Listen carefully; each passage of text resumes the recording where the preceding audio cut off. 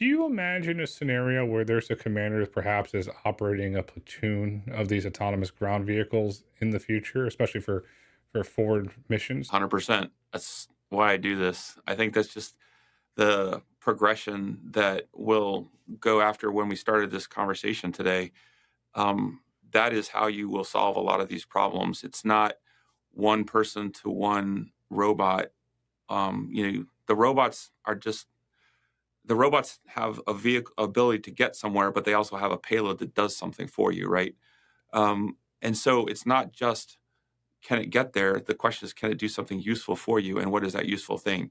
And then if I can now say, hey, look, you can think of it as like you have an individual football player, or you have that, and each individual does their own thing.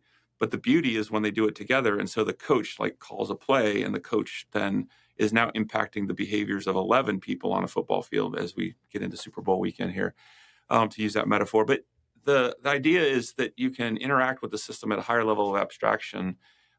So absolutely, my goal is, maybe one person controls a couple vehicles and then can control a whole platoon of vehicles. And then maybe a couple guys like you could be controlling a platoon, and I could be controlling a platoon. And then I'm like, hey, I'm going to do this and you're going to do that. And like now our platoons are working together. And then that just continues to scale up. And then your operational effectiveness can just be even further enhanced.